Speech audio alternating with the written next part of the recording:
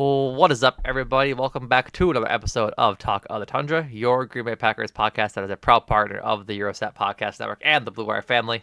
As always, I am your host, Numac, coming to you after a sloppy preseason game against the New York Jets Saturday night. And to talk about that is my lovely co-host, Jordan Trusky. Jordan, how you doing, buddy? I'm doing well. It's been a very strange 24 hours in our fair land of the state of Wisconsin, Milwaukee County. Power outage, flooding. Power was out in Green Bay last night. Let me tell you. Yes, it was. Word of condolences if you are in the Milwaukee area and your house was flooded or you had to rearrange your plans for your power being out for 12 hours like mine was. Condolences. That sucks. Hopefully your house is or your home is dry. If it's not, our our thoughts are with you because that was a rainstorm. That was a Mm-hmm. rainstorm. The Packers are lucky there wasn't a boo storm at 1265 Lombardi Avenue because pew wee that was a stinker. But before we get to that, let's talk briefly about the guys who didn't play because I think that's a bigger concern for the season long term. Rob Vosky tweeted out the list. This is all the players who did not play last night. Uh, Linebacker Quay Walker, Christian Watson, Jaden Reed, Dontavian Wicks, Nate Hobbs, Xavier McKinney, Emmanuel Wilson, Marshawn Lloyd, Kamal Hayden, Colin Oliver, Rasheed Walker, John Williams, and Savion Williams. A lot of guys you figured that would be in the first rotation of the Packers depth chart come week one. And the biggest thing to pull, I think, from this list is that Jaden Reed's seen in a walking boot pregame, and I talked to Matt LaFleur about it postgame, and he said that there's a chance he'll be ready for week one, but he could miss more. He's gonna miss the rest of camp for sure, and there's a chance he does miss the week one game against the Lions. So that's not great going into the season with a toe injury separate from the toe injury that has been keeping him out of camp. This is a new injury. Not great. Not great. Honestly, I think you going through that list reminded me of feels like it's progressively more concerning with the amount of injuries that have popped up and some that are going to leave people off until the start of the season at the very earliest. Jaden Reed is obviously who you're talking about right now, but McKinney comes to mind. Calf strain, I believe it is. Yep, calf strain, and then Nate Hobbs had the Um, procedure done in his knee. He'll be out until week one. Not great there. Just things to keep in the back of your mind as we get ready for the start of the season. And it's when we talk about like being ready for the start of the season, we're football season's ramping up, we're getting ready, it's Packer season, yada yada yada. It's always like you forget like this is how it starts. Like people start at different times. Their runways of meeting up with the rest of the guys that are still healthy as of this recording has already changed. It's and that sets the tone of how it could be for the rest of the season. Not to be alarmist, but last year is a perfect example of like Jordan Love gets hurt in week one, and the rest of the season, as good as the Packers were, it just throws things off rhythm to say the least. So not great. Not great that you have three consequential players already kind of not just sidelined, but dealing with concerning things that you hope will not be a bigger problem for the next 4 to 5 months. Six, if we get that far. Yeah, you really don't want to be hoping with these. You're dealing with these injuries getting into what January, February. Like that's Yeah, come just playoff time, yeah. that's 5 months from now. The good news is that Quay Walker, who didn't play uh, in the preseason game, was practicing with the team throughout the week, and so like that's encouraging. He had been doing like initial one on ones, just warming up, getting back from I forget the injury designation that he had, but he is working his way back to doing full team practices, and so at this point, for him, it's not a matter of an injury holding him back. He's just working his way back. Don't need to play him in the first preseason game against the Jets. Yeah, yeah. In other injury news, Marshawn Lloyd, Emmanuel Wilson both being out kind of muddies that battle a little bit. Like we talked about it And it before, it showed. and it showed, right? Um, but like even then, like this is the who's getting the running back two job essentially. To have Yeah. both those guys out for an extended period of time. Emmanuel Wilson thought he tore his ACL in practice the other day. I think it was last week. Ends up just being, I think, a bruise of sorts, so he'll be okay. But him and Marshawn Lloyd just not having a chance to be out there to earn that job is going to make that room really messy, I think. Yeah, Chris Brooks is the starting running back for the preseason game, and yeah, let's just say Emmanuel Wilson and Marshawn Lloyd were both sorely missed. Very sorely missed. And I think like it makes the depth chart down the way even look like even more messy because Chris Brooks looked good in pass pro, and I think like he's been talked about a lot just by like staff members on Matt LaFleur's staff, as well as just been he proved himself last year, right? He was good in pass pro. And then like we'll talk about the sort of the game notes in a bit, but I don't think either of the running backs looked too terrible come second half and late ends of the first half. And so like you just kind of figure out who you're kind of giving that these extra snaps to in the season or who they'll want to bring back on the practice squad. So Yeah, I yeah, I don't know that it.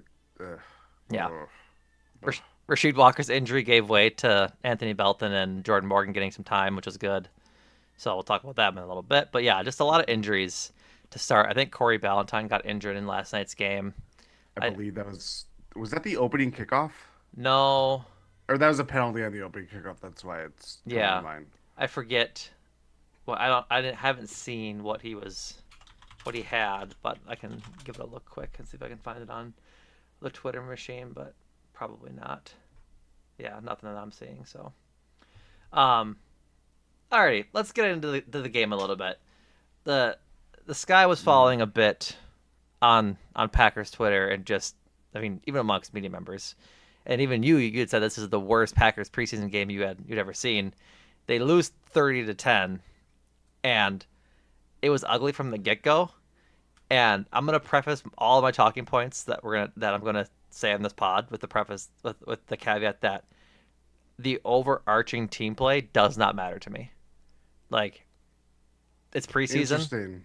It's preseason. I'm way more concerned about individual player performances because when I watched the game and then I watched it back because I'm a sicko, the process in my mind was good, but they had a lot of dumb penalties that we'll get into. A lot of dumb penalties, a lot of just like mistakes, and so I'm pinning all of that stuff on individual players. But like guys were getting open, they were having good successful plays, but there was just a lot of sloppiness that led to this game being as ugly as it was. And I think Matt LaFleur said at halftime to John Kuhn that they weren't playing inspired football. I think that's a perfect way to explain it. Yes. I think that only again we're talking about football played in August. It's just dress rehearsal time. I get it. It's Packers preseason. I'm not expecting the world. I'm not expecting that this is what we're going to see come week 1 against the Lions, for example. But it was just like, man, everything was really flat. I get your point, your viewpoint of the process of things was overall positive. There were a few bright spots um, in the trenches, like Anthony Belton, Jordan Morgan. The PFF numbers reflect that, obviously. Um, but by and large, like the people that you show up and want to see, outside of Matthew Golden's, first down conversion on Mm-hmm. 3rd and 7, something like that. Yeah. Basically, his first, you know, taste of NFL action.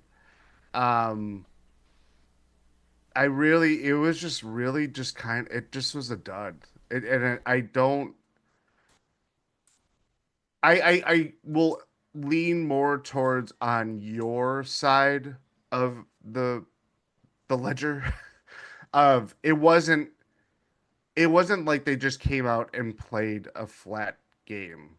they played a flat game, but it wasn't because they didn't have anything to like turn to. It was just like they're not making plays. They're not the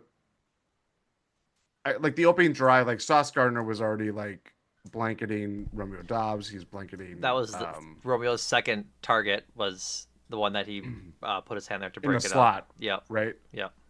And it was just like good play. Like all the like any of those kind of like 50-50, close quarters kind of plays. The Jets were making them constantly. Yep. And it was more so defensively that was really just kind of like what is going on? Like that was what was more kind of like there was just a lot of gaps, A a lot lot of of gaps, a open field. lot of open field underneath, like guys wide open over the middle. Like, yeah, Yeah. that was a bit concerning. But a lot of that I am going to probably unjustly pin on Isaiah Simmons. He had a god awful night. There Yeah. was I think at the play of the second or third quarter where his he's in coverage and he just turns around for really no reason and his guy just like stops running and just like is wide open. And Yeah. so I think that tempered a lot of expectations that Isaiah Simmons had coming into this game because he had been It can't blowing help up but not camp. to. Right. He was blowing up camp. Like they're like, he looks really good. He's making all these plays. He's tipping balls. He's grabbing. Like he's flying. Right. And then it comes to this game, and you kind of realize maybe this is why he's not on a team anymore. Yeah. And Or that a guy that was a top 10 pick, right? He yeah, was he was high he pedigree pick he was the at least. eighth pick in the draft. And this is just 13 in 5 years, 6 years. So like Something like that. so yeah, that was more so like the spine of the defense. You're not playing. Edger Cooper didn't play last night, right? Your No, he played. face is telling a story. No, Edrin Cooper played. What was the face you were making? Isaiah Simmons stats, but I'll get to that in a minute. Can you well just we're Well, on him right now. uh, of the it's PFF grades, so again, context and all that kind of stuff.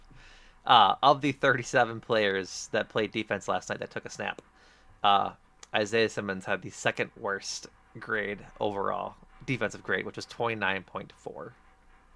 He Brother. had two missed tackles.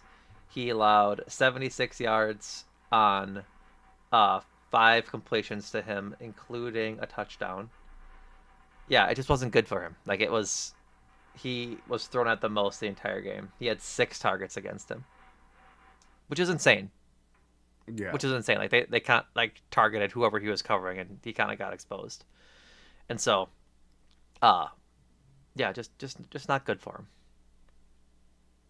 Um, Zach Cruz tweeted this out. I saw this after the fact, but this is kind of a good summation of the offense from last night, like of people that are going to be on the team.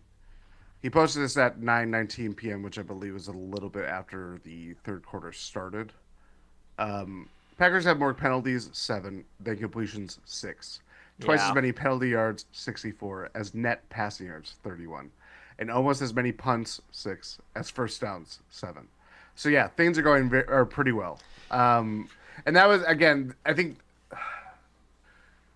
there's a lot there. I mean, we'll talk about like offensive line because I think really like as much as you want to see like the skill guys like show out, it's really like I mean, let, let's talk offensive line yeah, because that's what I was gonna say. I thought they played well. Like frankly, I thought besides I think I forget who it was. Oh, besides Jacob Monk, he had a E- very bad game. Like yeah, there was kind of some yeah. talk that he's like not a roster lock, but like they need the depth, and he's probably the guy that's going to make it. I wouldn't be surprised, Jordan, if they sign an offensive lineman this week. Well, I wouldn't be Travis Glover surprised. Yeah, he went on. Travis Glover was hurt, went on season-ending season-ending IR, IR. and So so I think they did they sign Lasita Smith? Did they bring him back they brought him back earlier in the week before before this. this? Right. Yes. So we'll touch on McCole Hardman in a second, but I wouldn't be surprised if they cut McCole Hardman and sign a new lineman. So, but we'll get to McCole in a minute. I Cut thought hard man for to get a bigger man yes, on the offensive line. yes. I thought the line overall played well. Like Jacob Monk aside, I thought Anthony Belton had a few pretty good blocks. He had a couple pancakes that I was very surprised with.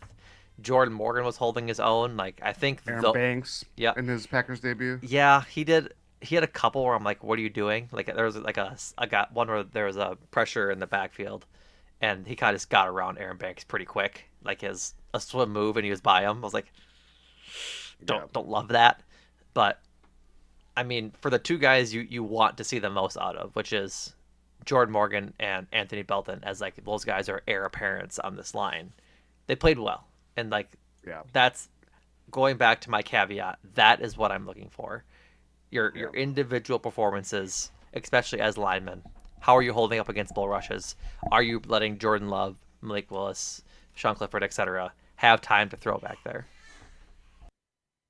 No, I agree. I mean, Jordan Love, I think what he was like 1 for 5, um, had a sack, and really that was all. Like the if you listen to smart NFL analysts, they always talk about sacks being a quarterback stat rather than an offensive line stat. You know, it's a very Yeah, that that sack was the epitome of that because it's like, what are you doing? You're holding on the ball. Crowd of defenders are converging on you, and he still, it's Jordan Love. He always wants to make the play. Um, and I was, watching that. I was just getting horrified that, oh, this is going to happen again. It's happening again. yeah, But yeah, from Jacob Monk aside, um, the left side of the ball of the offensive line looked really good. Um, but again, it didn't necessarily lead to offensive execution, which is not their fault. Parts of things looked and acted well. If you're talking about general execution, that was the biggest failure of this preseason game. Which, if I'm saying that sentence, that is a sad sentence to yeah, say. You shouldn't be talking about the biggest failure of this preseason game, but like, because the stakes aren't that high. But it yeah, was just so it was really dismal that I just can't think of another. It felt very reminiscent of the Packers Saints game that got displaced and was played in Jacksonville a few years ago. That yeah, season opener, yeah, very reminiscent of just like things just falling flat on their face, and it was hard for them to yeah. get back on track. Um, of the five guys that played the most snaps across the line, which was Anthony Belton led the team with 42, and then the next four guys all had 36. Jacob Monk, Sean Ryan, Donovan Jennings, and Jordan Morgan. Jordan Morgan had the best pass blocking grade on PFF. He did not allow a pressure or a sack. Um, Jacob Monk and Sean Ryan both allowed a sack, both allowing two pressures, and then Donovan Jennings also allowed a pressure. But then Anthony Belton also didn't allow a pressure of any sort, but had the two penalties charged against him. So I thought it was interesting that they played Anthony Belton at right tackle. Like that's where they kind of wanted to see him get his chops in, considering they just signed Zach Tom to that large extension. Mm-hmm. I don't know if you pull Zach Tom away from right tackle in the future, or if you move him into possibly right guard whenever Sean Ryan leaves, if he leaves, kind of thing. So your line would be Jordan Morgan at left tackle. As of right now, Aaron Banks at left guard, Elton Jenkins at center, Zach Tom, and then Anthony Belton at right tackle, kind of thing.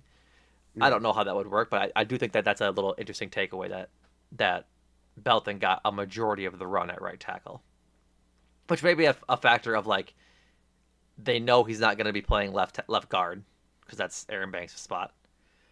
They know he's not going to be playing um, left tackle because that's what it's seeming they want Jordan Morgan. Yeah. Maybe they're just maybe they do want Zach Tom to go back into guard, not back into guard, but to be a guard and then put Belton out there because I mean for what it's worth, he played pretty well. Yeah. But that's for a discussion for another day. But yeah, overall the lineman, like I thought the line overall was pretty good. Besides, like I said, Jacob Monk, a lot of Sean guys. Ryan had a whiff moment too Yeah, at one point too. He had a kind of a rough outing. Sean Ryan 24 snaps at guard or at center, Hmm. which is interesting. So, but yeah, like I said, I thought they played just okay when like of those guys that mattered. So, um, we didn't talk about receivers when we talked about Romeo Dobbs. We went there and then we stopped. But the drops were a huge issue tonight, or not Yeah. tonight, the Saturday night.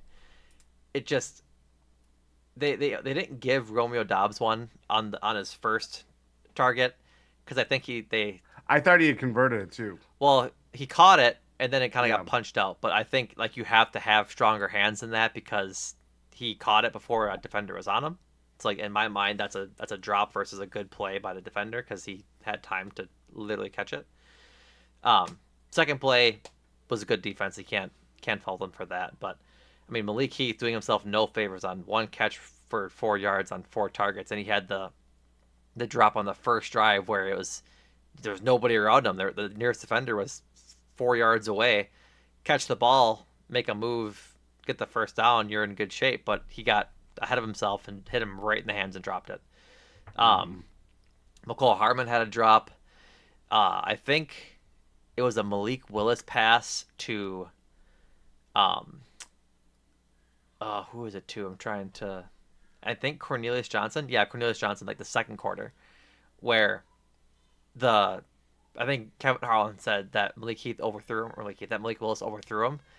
It hit him right in the hands. Yeah. Like I don't think it must not have been Cornelius Johnson because they only have him with one target here, but somebody up the left sideline where if he turns around and catches it, like jumps and has a good jump at it to catch it, it's a good throw. But it goes off Yeah. the top of his hands and incomplete. So, like, I saw it was very funny that someone was like, "Yeah, a lot of those receivers had something to say when it came to Matthew Golden being drafted first overall, or not first overall, in the first round, and none of them really had a lot to do with anything." Which again, Well, three of them weren't even playing. right? That's kind of the thing too. Is like Jaden Reed, Dante Wicks, and whoever else weren't playing. Watson. Watson weren't playing, so it's like what do you really glean from that? But I mean, at this point, I don't blame him. Like he's the only one who like did anything tonight or Saturday night.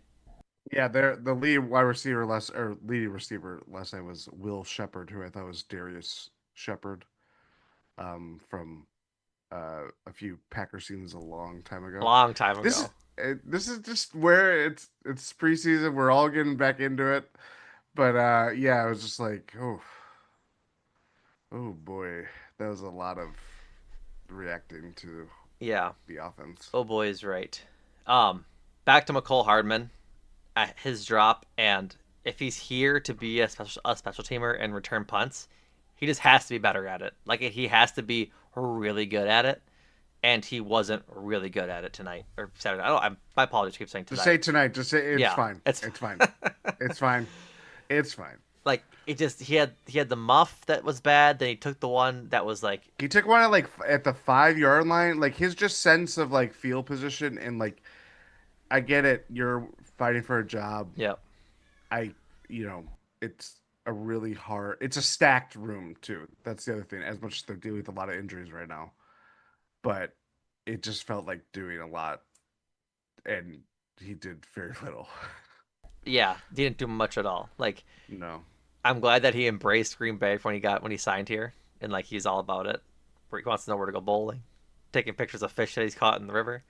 But like football wise, man, didn't look the the best. Let's hope it looks better the next No. two games because I think he's That going. was that was a gutter ball. That Yeah, was a gutter ball. and I think like what really is peculiar is like is he even back there if Savion Williams is playing? Because like that's his thing too.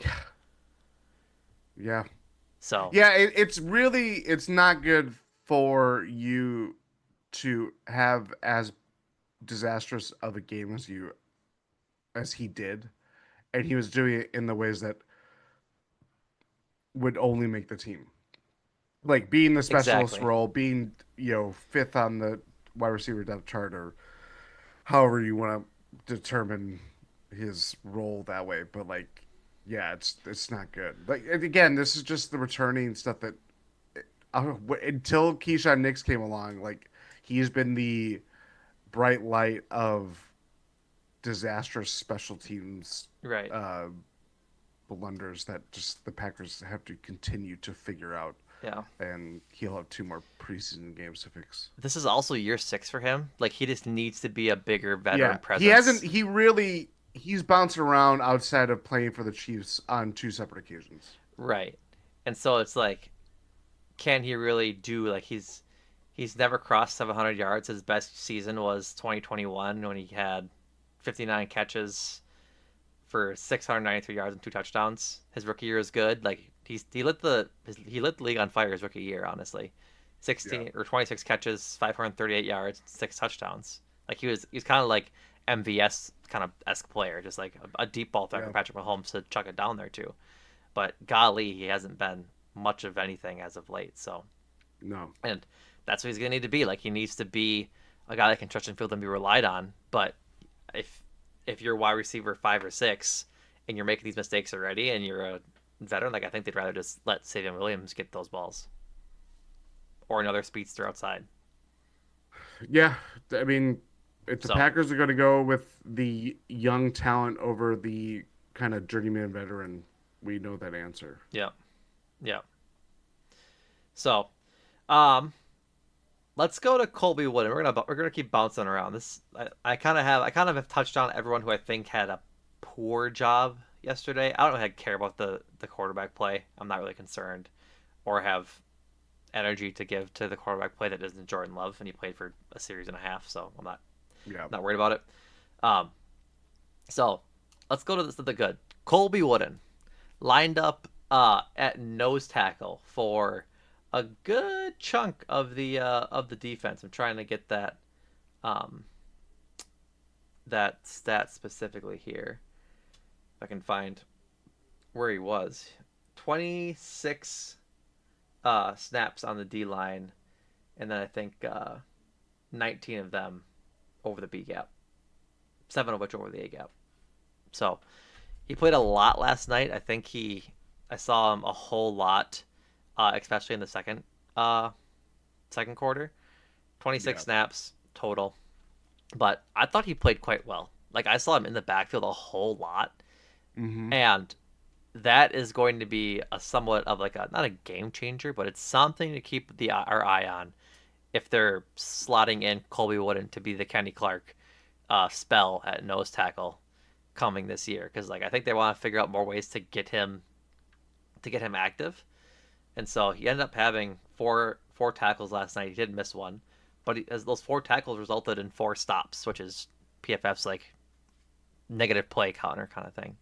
So I was inspired to see him doing a pretty darn good job last night. Yeah, it was. I mean, again, as much as the defense is kind of not kind of, but shaky in the second to third level, um, I thought the defensive line, like Kenny Clark, he had some really positive moments, encouraging moments to see after his struggles last season. Colby Wooden looked really good. Mm-hmm. This is the upside of seeing guys that we normally reserve for kind of deep in the podcast talk of like, can they claim a spot and stuff like that. So yeah, seeing Colby Wooden look good, Kenny Clark look good. Um, I we'll probably get into like Barryn Sorrell. Yeah, Um, we can talk about him now. Like he played yeah, really well last night. He was flying around. I mean, I think him and Brinson were making a lot of plays. Like yeah, Brenton too. Barrett, That's another. another I, guy I I saw. like Like what I kept like checking numbers. I'm like, who the hell is that number? And that is the other thing is like the first preseason game you're like trying to calibrate. Like I right, couldn't realize it was. I didn't realize it was McCole Hardman until the muff punt. But I right. was like, oh yeah, he's number 6. Barron Sorrell played 39 snaps last night, 2 pressures, including 2 hits. Um, yeah, I mean, I think if I'm guessing, yeah, he had the best pass rush grade, um, on the defense. So, like, Yeah, I mean, if they can find something there with him, that is very, very good. And I think he led the team in pressures. Yeah, him and Kingsley Enagbare both led with pressures. No sacks last night, Egbari. but Egbari, Enagbare, another guy that had a great game. great game. Honestly, overqualified to play against twos. Yeah, He's kind of in that weird zone of like I get it. They want to look at more of it. It's probably speaks more to Rashawn Gary and Lucas Van Ness having stronger camps to start with. I thought Lucas Van Ness played well too. Yeah. He only played 9 snaps, which is like honestly damning for a guy that needs to have a better third year kind of Yes. thing. Like I I agree. wanted to see him more, but they must like he was playing with the ones, and they pulled him as playing with the ones, which is Yeah. very surprising to me. Um.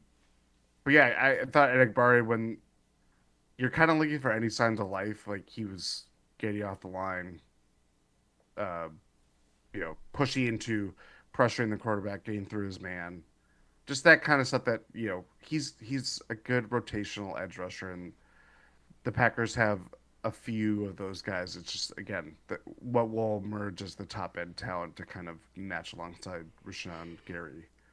But yeah, I mean, those are what 5, 6 guys that we could turn to on the line and be like, yeah, that's that part of the performance looked good. Mm-hmm.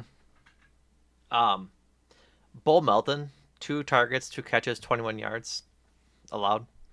I was very surprised. Not very. I shouldn't say very surprised. I was very disappointed that he wasn't like thrown at more. I wanted to see him like get thrown into the fire to see what he was all about.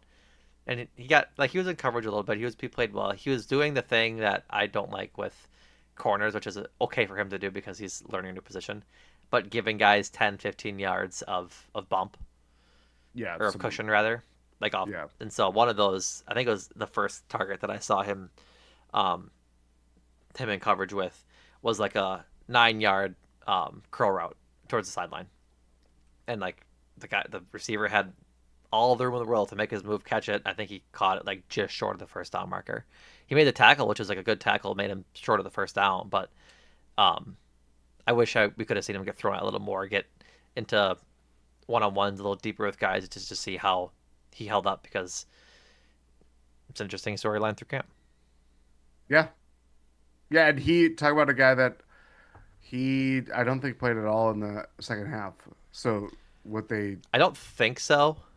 it was, if he I played at thought all, it was like maybe the first drive of yeah, the I think Jets' that might third have been it quarter. because I think I saw somebody tweet that he was in street clothes, and so Yeah, I just it was either Schneidman or Domowski. yeah, one or the other. But yeah, Yeah. I do remember seeing that. But I also remember seeing 16 on the field. Mhm. Oh well, I believe Oh, I think there there's isn't. two. It's the quarterback. Well, no, it was on defense. Oh, Like it was well, Sean Clifford is yeah 16. yeah no it was on defense. So Okay. Um, but yeah, that was. I agree with you. It was just very similar to like kind of like, oh, well, they liked what they saw at least enough to like not keep rocking the boat or just not seeing further from him that yeah. I thought maybe we could have seen a little bit more. Sticking with the defense, I really liked Brenton Cox Jr.'s game last night. Another guy that was being seen a lot. He ends up getting the only sack. I said there wasn't any sacks. There was one. Brenton Cox Jr. had one on a. I'm not sure if PFF classified it as a sack, but he did have one. It was a read option where they can't. Where Brenton Cox Jr. reads it very well. Um, he kind of like keeps his feet in addressing the running back and the quarterback, picks the quarterback because he kept the ball, tackles them for a loss. So maybe PFF doesn't count that as a sack because it was a run play, but it was in my mind a sack. So Yeah. I mean another guy that I'm very much hoping can really get it together and have a good rest of camp. Played 20 snaps last night. Didn't grade out the best. Had one tackle that was what I was talking about, but um, I thought I seen him more in plays just around. So Yeah. Again, I I have higher hopes on him I know than that's kind of my thing. Is like I have big hopes for him because if he can be a like bull rusher off the edge, which I think he really can be, it kind of unlocks another edge rusher for this defense that they kind of desperately need in a room full of unproven guys right now. And like that'd be great if he could like explode this year and really solidify himself as their second edge rusher or third behind Lucas Van Ness if he breaks out. But like between Gary, Sorrell, Van Ness and Brenton Cox Jr., you kind of just wondering like, And okay, Eric Barry. and Eddie Barry, my apologies. Like, when are one of you going to make a leap to be like the guy? And I know Rashawn Hmm. Gary is like the guy. I think even Kevin Harlan had something like amongst linemen or defensive edge rushers that since they played since 2019, he's top three in like tackles, sacks, pressures, forced fumble recoveries. Very baseball stat. I was like, Yeah. I don't care about the cumulative numbers of all of those because the problem I've always had with Rashawn Gary is that the pressures are really high, but everything else is really low. Yeah. And so like that doesn't mean anything to me. But like if No. somebody can like go try and take Rashawn's lunch, right? Try and push him to be that top edge rusher on this team, like whether that's Sorrell or that's Cox or that's whomever. They just need a guy, right? Like that's why we've kind of pined for the Trey Hendrickson trade, while we wanted Miles Garrett when he Yeah. was allegedly available, kind of thing. I want Micah Parsons now because Jerry Jones won't pay him. Not gonna happen, but like it's why fans keep begging for an edge rusher because there isn't a guy there right now, and I want Brenton Cox Jr. to be that guy.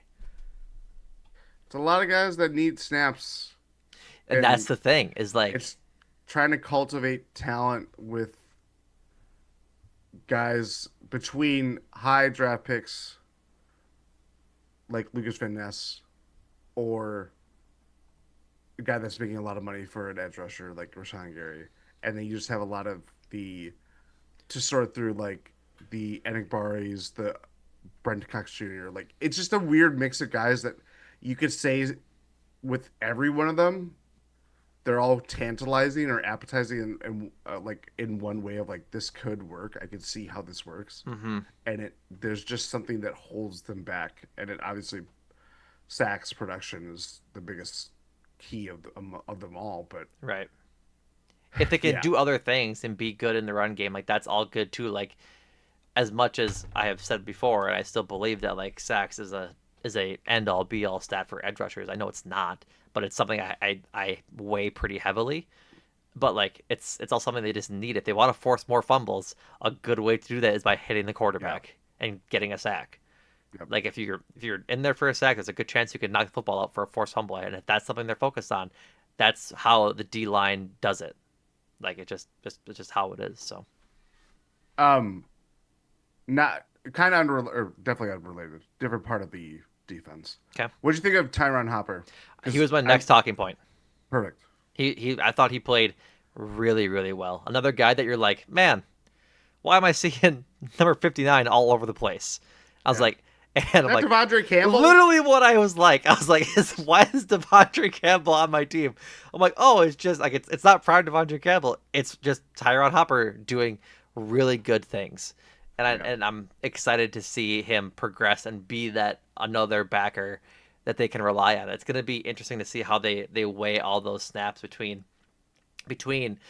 Edgerrin Cooper, Quay Walker, Tyron Hopper, and company because McDuffie. McDuffie because they brought him back, like so he'll have a role, and so it'll just be interesting to see how they kind of mix it all in there because I mean if Tyron Hopper is building his successes in camp, which I think he has been, and off of this game, like it's gonna be hard to keep him off the field, and so how do they deploy him? Do they have Edgerrin Cooper be like a spy on the quarterback and try and cover more?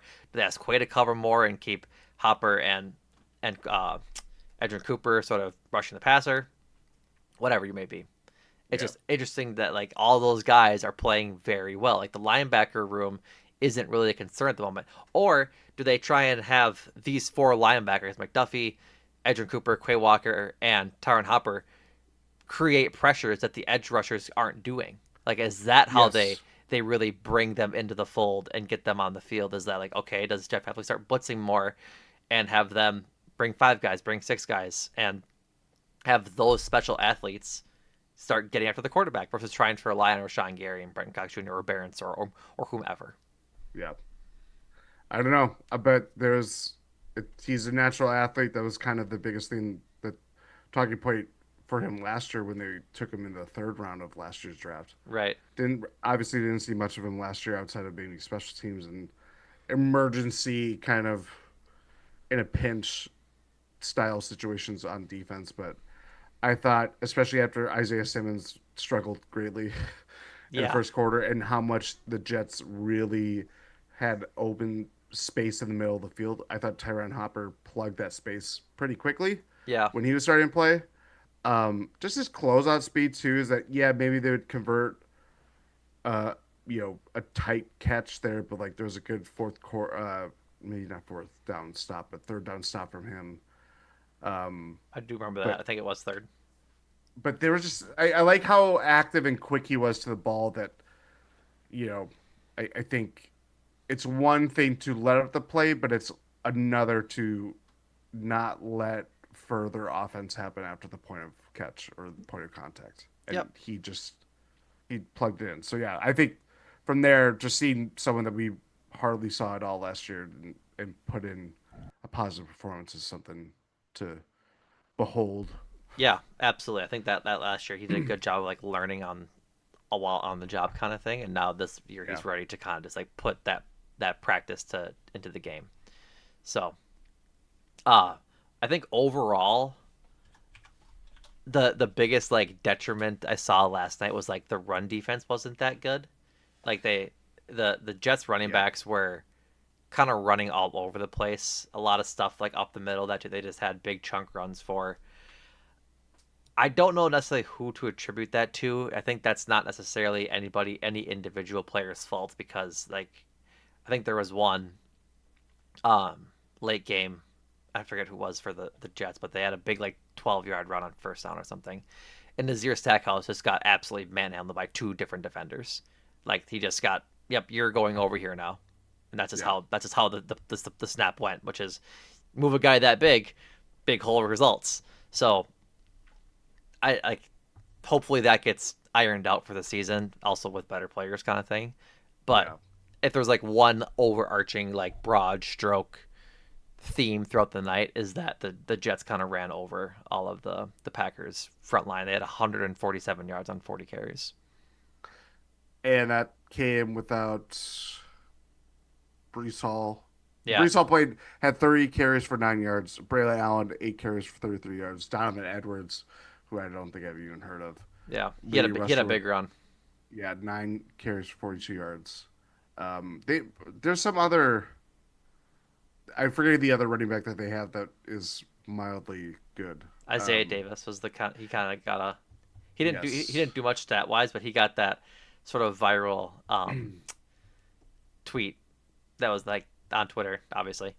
But he was on a like a wheel route of sorts or coming over the middle. I think it was a wheel route where he brings the linebacker to the end zone and made it act like he was catching it over his shoulder so that the linebacker went with him and Justin Fields ran in for the touchdown. Yeah, that's right. Um, yeah, the run defense is pretty poor.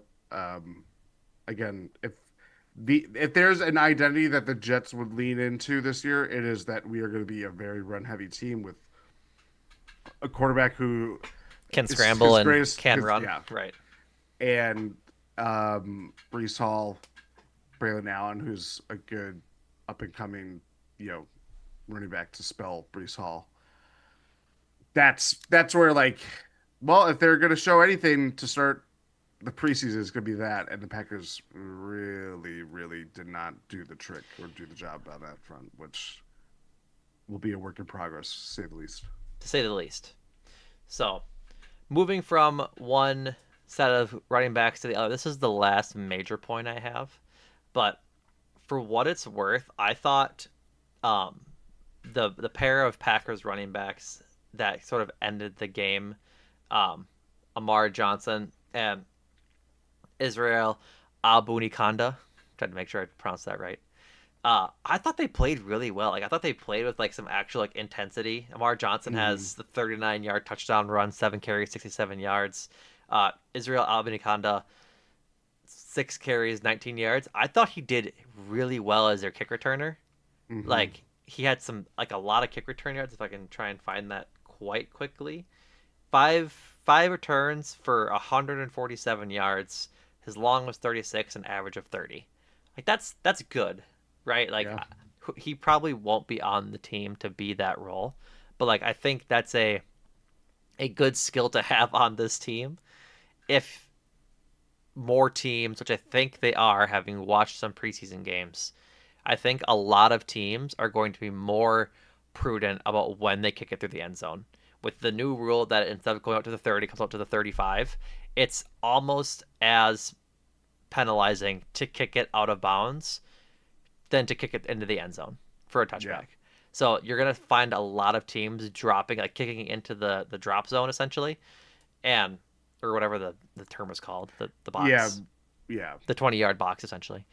You're gonna find a lot of teams are actually like aiming for that because to give them like the best offenses the ball at the 35 when you can do the same thing but kick it out of bounds and get 5 extra yards, like that's a large portion of field position. So if push comes to shove and they have uh Abani Kanda on like the practice squad and they did like bring him up for a game when if guys go down, I think like that's a skill that they can tap into for justification for keeping him around if he doesn't make the 53-man roster, which I don't think he's going to. He is someone to maybe watch though because the Packers picked him up during camp. He was, I Former believe Jet he was on. He was a former Jet. I believe he was picked up by the 49ers at some point. So someone last that year. has, Yeah. yes, someone that has kind of, you know, at least bounced around and is looking for a home that is noteworthy in that he's someone that teams have had their eye on in the Yeah, he was past. he was a But fifth round pick in 2023 to the Jets. Spent that year with them and then was on the 49ers last year but never got into a game. I'd imagine he was on their practice squad. yeah, So but yeah, I thought he played well from like a pure just like athlete perspective, not athlete, but like I just said what I, you know what I mean? I just said it. But then Amar Johnson also played very well. He had 7 carries for 67 yards. That long touchdown run was really good. Like he showed a lot of athleticism. He bounced off the guy at the point of contact and kept going for another 30 yards to score a yeah, touchdown. The one bad thing, Jordan, I told you this. The Lambeau leap was abysmal. terrible. It looked like a baby trying to jump into their father's arms. It's really bad. I'm gonna give him some grace, and I assume that the field was a little wet from the rain all day. But But yeah, definitely, like yeah, when like it's like he tried to jump and like the floor came up from under him as he was propelling off. yeah, Like there was no lift, which is very surprising because then he still got up just on arm strength when yeah. he pulled himself up. It's like doing, he did like the army like, Right, the like big just pull like up. that far for him. But yeah, I think having been on the field like the tour that we did Yeah, of like it is just far away and you're wearing cleats like you're wearing you're just cleats. You're wearing an extra 5 pounds of gear. the surface is already really slick to begin with and Yeah, then add rain on there like it's just not a you have 10 points of contact on each foot, like yeah the whole thing. yeah Which, to be we'll have to fair, work on the Lambo leap. that's a him problem. There are plenty of receivers that do this every time they jump. That's also true. That's a very good point. Maybe that's why he won't make the team. I don't know. Maybe, but at least he did it. I know Yeah. you had this point for a few years now. Is that guys stopped doing it, which is I'm glad they did it. So yeah, I remember I valiantly tried to attempt to track Yeah, Lambo we leaps, predicted who'd and have then the the most. freaking Robin offensive line, Brandon McManus made a game-winning kick, and then it screwed up. screwed the whole Screwed it thing all up. up. That's funny. We'll have to bring that back this year, and hopefully no shenanigans happen again. No But yeah, shenanigans. Listen, man, if it's a game winning kick, they can all do them Blake for all I care. If they win the game, it's true. it's true. Um, alrighty. Anything else? I think we covered most of my talking points. Is there anybody else you want to talk about? Like, I don't really have Will Shepard thoughts. I don't really have receiver thoughts because um, none of them really impressed me, frankly. And so like maybe that's a thing. Isaiah Nair, the Nebraska fella they signed this week, got 1 target, but he was like he's got flash in the pan potential. I think a lot of Twitter draft heads like him. Hmm. So but like their top guy had 2 receptions. That was Will Shepherd. The rest of everyone else had 1. Like there's just nothing to glean from the receivers this game, No, which is a no, problem. not good, not good. Especially when you have Watson, Wicks, Reed all out. Add in a rookie that you drafted that is kind of the Swiss Army wide receiver, you know, skill running back position, whatever you want to call it. Wide running back, running receiver. Yep. Um, yeah, it lacks juice there. Specialists, I mean, Brad McManus was 1 for 1, hit a 46-yard field goal to get the Packers up on the board Did in the his second job. quarter. Did his job. Did his Daniel job. Whalen, 6 punts, 312 yards, 1 touchback, 1 in the Did you 20. see He's got a leg. did you see Matt LaFleur's comment about Daniel Whelan? I did not. They were saying like, uh yeah, you punted a whole lot tonight. Daniel Whelan looks really good. I'm sure his leg's gonna be a lot more sore than we wanted it to be tomorrow. I was like, damn. Yeah. That kind of sums it up. Yep. So, um, all right, folks, that does it for this episode of Talk the Tundra. We'll be back soon, whether that's after their next preseason game coming up against, I forget who it is Is at it the moment. Seattle? See, I know they play Seattle Uh, one of these. it's the Colts, at the Colts and home against Seattle. So, Yes. at the Colts this coming Saturday, the Who will we 16th. see? Not, Daniel Jones it'll be him. or Nope, it's not going to be him. or Nope, or you sound like a seal. or It's not. um It's not Anthony Richardson. He dislocated his pinky.